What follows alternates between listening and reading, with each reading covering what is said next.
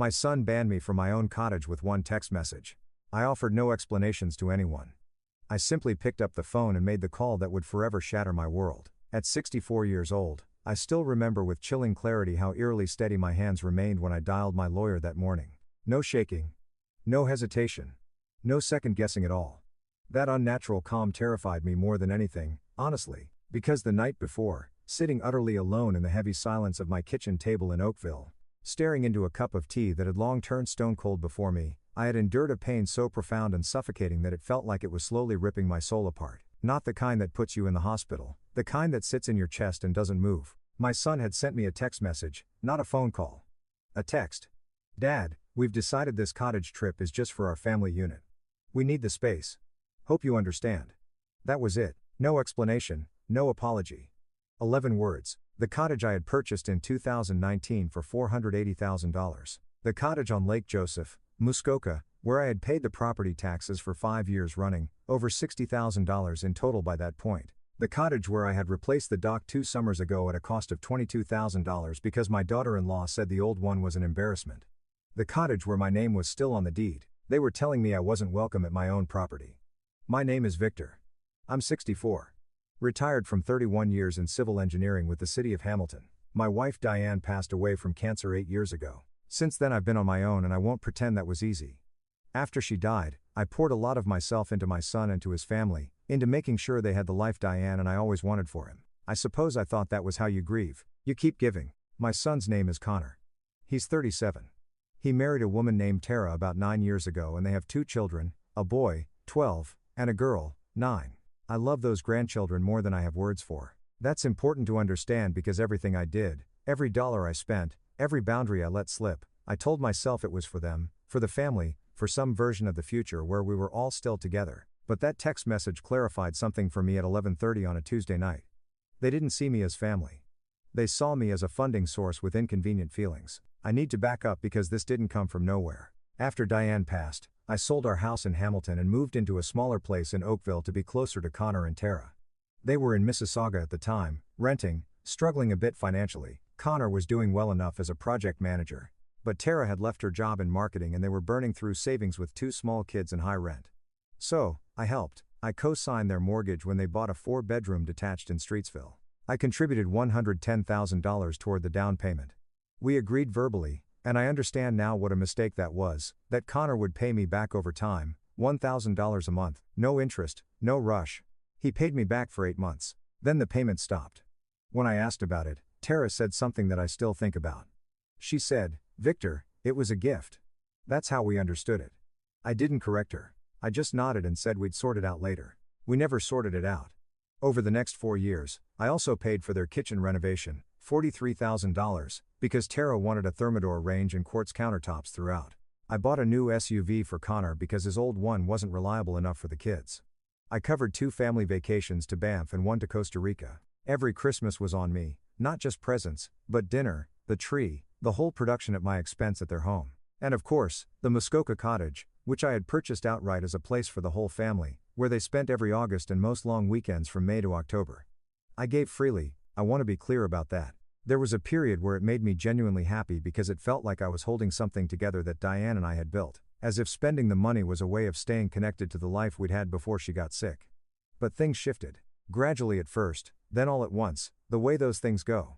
Tara started referring to the cottage as our cottage in conversations with her friends. Connor started making decisions about renovations, new furniture, a new barbecue setup, a kayak rack without mentioning it to me, and the bills would show up in my email. Not a request, an assumption. My 9-year-old granddaughter once told me, right in front of her mother, that Grandpa pays for everything because he doesn't have anything else to do. Tara didn't correct her. She laughed. I smiled, too. I don't know why. I just did. The summer before the text, Connor and Tara had started spending more time with Tara's family, her parents, her sister's family, which is natural. I understand that. But I began to notice I was being included less and less in the plans that were made. Birthday dinners where the invite came late or not at all. A weekend at the cottage where I found out after the fact that Tara's parents had been there, too. There was a creeping sense that I was tolerated when it was convenient and forgotten when it wasn't. That August, I drove up to Lake Joseph on a Friday afternoon unannounced. My cottage, I want to reiterate, and found Tara's brother and his girlfriend there. They were on the dock with my grandchildren and a cooler full of beer. Tara came out of the kitchen looking startled. "Oh, Dad," she called me Dad, which I'd always appreciated. "We didn't know you were coming up." I said I hadn't realized I needed to schedule a visit to my own property. There was a brief, uncomfortable silence. Then she said, "We just find it a bit awkward when it's mixed company. We like to have our space." I drove back to Oakville that evening. 3 hours in the car by myself thinking about what mixed company meant. I was the mixed company at my own lake house. I didn't say anything about it, I just quietly started paying attention. In November, Connor called to tell me they were planning a big Christmas trip. He and Tara, the kids, and Tara's parents to Whistler. Skiing over the holidays to Whistler. Skiing over the holidays, 2 weeks in a chalet. He mentioned it casually, the way you mentioned something you've already fully planned. "Sounds wonderful," I said. "When do we leave?" There was a pause. "Dad, it's kind of this trip is for Tara's family. Her parents are getting older and they wanted something special. It's a family thing." I let that sit for a moment. "Am I not your family, Connor?" "Of course you are. It's just, her side. Her parents organized it." I said I understood and I got off the phone. Her parents, who had never contributed a single dollar to anything in Connor's life. Her parents who spent summers in the Maritimes and winters in Arizona, comfortable in their own retirement, not particularly interested in being grandparents the way I had made it my entire second act. They were flying to Whistler for Christmas, staying in a rented chalet, and I was what? Invited to spend the holidays alone in Oakville? I did spend the holidays alone that year, December 25th in my house in Oakville. A lasagna I made from scratch and a Zoom call with my sister and Victoria. It was a quiet Christmas. I told myself it was fine. The text came in late January. "Dad, we've decided this cottage trip is just for our family unit. We need the space, hope you understand." The trip referred to was Family Day weekend in February, a long weekend in Ontario, the kind of holiday that gets you out of the city in the middle of winter. Connor, Tara, the kids, and evidently Tara's parents again. Up to Lake Joseph, my cottage. I read the message 3 times. Then I put my phone face down on the table, drank my tea even though it was cold, and sat in the dark for about an hour. I am not a man who acts from anger. I know that about myself. Anger for me burns clean and fast, and then settles into something colder and more deliberate. By the time I stood up from that table and went to bed, I had already decided what I was going to do. I just needed the morning to start doing it. I called my lawyer at 9 a.m. His name is Dennis, and I've worked with him for over 20 years. I explained the situation in full. He was quiet for most of it, and when I finished, he said, "Victor, I was wondering when you were going to call me." That told me something. The first thing we did was formally document the outstanding loan, the $110,000 from the down payment. I had bank records, transfer confirmations, the original text chain where Connor had acknowledged the amount and the repayment terms before the payment stopped. Dennis sent a formal demand letter to Connor's address that week, requesting repayment in full within 60 days, with interest calculated from the date the payments had stopped. The letter was sent registered mail. Connor called me 20 minutes after it was delivered. "What is this?" His voice had that tight, controlled quality he gets when he's trying not to shout. "It's a letter from my lawyer." "Dad, we talked about this. That money was a gift. That's not what you said when you accepted it." "I have the messages, Connor." Tara said. Tara wasn't part of that conversation. He went quiet. "Then you're doing this because of the cottage weekend." "I'm doing this," I said, "because I've been doing a lot of thinking. Dennis will be in touch." I hung up. The cottage was next. I had never transferred ownership. It remained in my name alone, always had. I allowed them to use it as if it were theirs. I called the real estate agent I'd used back in 2019, a woman named Sandra who knew the Lake Joseph market well, and I asked her to run a current appraisal. The market had been strong. She called me back 3 days later. "Victor," she said, "you're looking at somewhere between $750,000 and $800,000. I asked her to list it. I did not tell Connor before the listing went up. I let him find out when a mutual friend who was cottage shopping in Muskoka texted him a realtor. C.A. Thicket. His call, when it came, lasted 47 minutes, I know because I looked at the call log afterward. He started with disbelief, moved through anger, and eventually landed somewhere close to tears, which was the part that was hardest for me, because he is still my son, and that doesn't go away. He said I was destroying the family. He said the kids would be devastated. He said he couldn't believe I would do this just because of a text message. I said, "Connor, it wasn't just because of a text message." I told him about the Christmas he'd sent me a photograph of Diane, a framed photo of his mother that had been at my house, and I'd only later realized he'd taken it from the Muskoka place when they'd been up the previous fall without telling me. He didn't remember that I'd noticed. I told him about the kayak rack and the patio furniture and the $460 I'd been billed for a cleaning service after a Labor Day weekend when Tara's sister's family had also been using the property, guests I hadn't been told about. I told him about the Christmas in Oakville. Alone. With a lasagna. He was quiet for a long time. Dad, I didn't know you were upset about all this, and that right there was perhaps the most important thing he said to me in the whole conversation. Because it was true. He genuinely didn't know, not because he was stupid or completely heartless, but because I had spent years absorbing everything without saying a word, smiling when I should have drawn a line, nodding when I should have said no, handing over the check when I should have asked a question. I had trained them both to treat me this way. I said, I know you didn't, and that's also part of the problem. Tara called me the next day. It was a different kind of conversation. She was careful, precise, and I could tell she had planned what she wanted to say.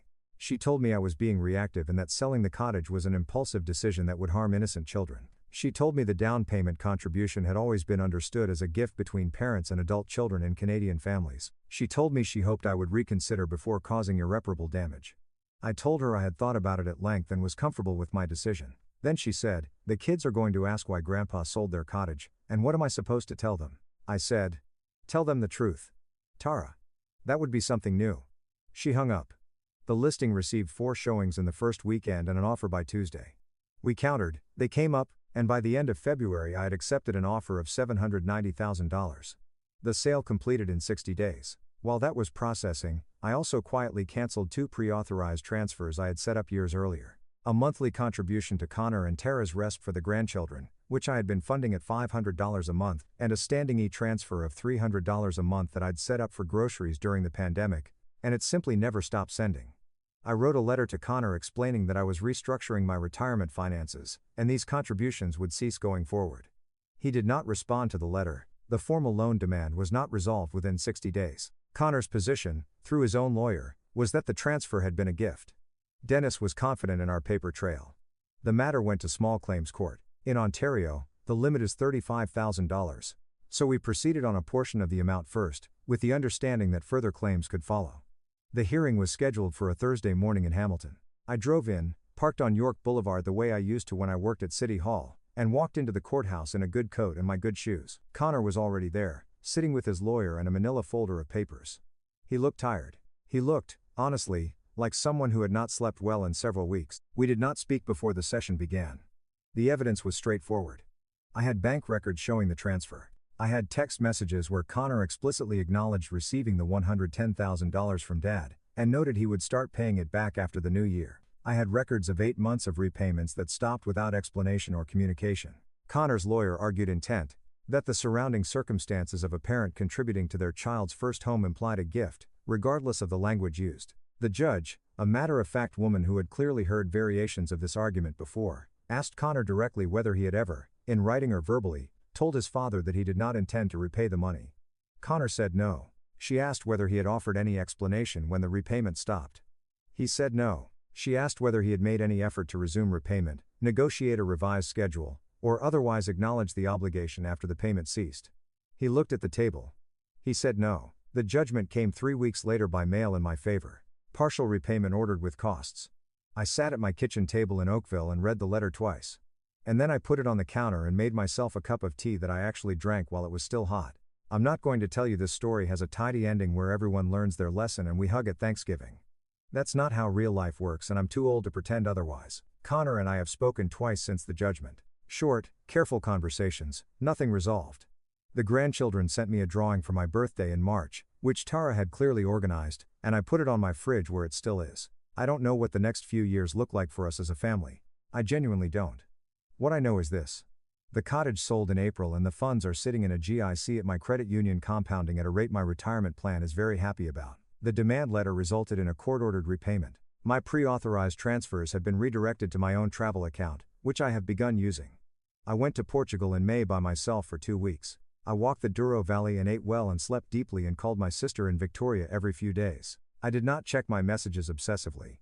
I did not sit at a cold table in the dark. I had spent 8 years since Diane died trying to buy my way back into a family that had quietly been deciding without telling me that I was more useful than I was welcome. I was the man who paid and showed up and asked nothing, and that, I understand now, was not generosity. That was me avoiding the harder conversation, the one where I would have to say, I need something back. I need to matter to you, not just my money. I should have had that conversation years earlier. I didn't.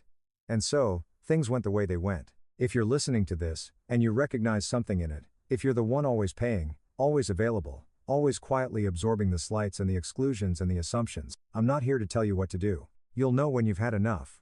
You'll know the way I knew, sitting alone in my kitchen at 11:30 at night with a cold cup of tea and a text message that was 11 words long. You'll know because your hands won't shake. There's a particular kind of quiet that settles in after you've finally done the thing you should have done years earlier. I know that quiet now. It lives in my kitchen in Oakville, in the mornings when I make tea and actually drink it while it's still warm. What happened between Connor and me didn't begin with a text message. I understand that clearly now. It began the first time I wrote a check and told myself it was love when it was really something closer to fear. Fear of being left out, fear of being unnecessary, fear that without the money, I wouldn't have a place in their lives at all. That fear wasn't Connor's fault. It wasn't even Tara's. It was mine, and I fed it for years without ever examining what I was actually doing. The honest thing, the thing I have to sit with, is that I built the conditions that allowed this to happen. Every time I absorbed an insult without naming it, every time I smiled at something that hurt me, every time I wrote the check instead of having the conversation, I was quietly teaching them that I had no limits, that I could be excluded, dismissed, overlooked, and I would still show up at the door with my wallet open. You can't spend 8 years doing that and then be entirely surprised by where you end up. What changed wasn't my circumstances. What changed was that I finally decided to be honest, first with myself, then with them. That took more courage than I expected, because being honest meant admitting that I had been dishonest for a long time, not with them. With myself. About what I needed, what I deserved, and what I was actually willing to accept. When I called Dennis that morning, I wasn't acting from anger, I was acting from clarity. There's a difference, and the difference matters. Anger makes noise and leaves wreckage. Clarity is quiet. It just moves in a straight line toward what's true. I think about Victor from 5 years ago, the man who drove 3 hours back from Lake Joseph in the dark and said nothing. He wasn't weak, he was grieving. And grief makes you small sometimes, but there comes a point where grief is no longer an explanation, where the story you're telling yourself about why you keep giving has to be examined in the light. The court judgment didn't give me my family back. Selling the cottage didn't fix anything between Connor and me. Those things may never fully be fixed, and I've made a kind of peace with that uncertainty. What those actions gave me was something harder to name, a sense of my own weight in the world. The feeling that my presence, my time, my money, my feelings, all of it actually means something, that it isn't endlessly available to people who decided it's just background noise. The drawing my grandchildren sent for my birthday is still on my fridge. I look at it every morning. That part of the story isn't over, and I'm choosing to believe it still has somewhere to go. But I went to Portugal. I walked in the Douro Valley, and ate grilled fish, and drank good wine, and called my sister. I slept without dreaming about cold tea and dark kitchens, and somewhere over the Atlantic on the flight home, I thought, this is what it feels like to be a person who decided he mattered. That decision was mine to make all along. Thanks for watching, and remember, the craziest stories are still ahead. Subscribe so you don't miss the next one.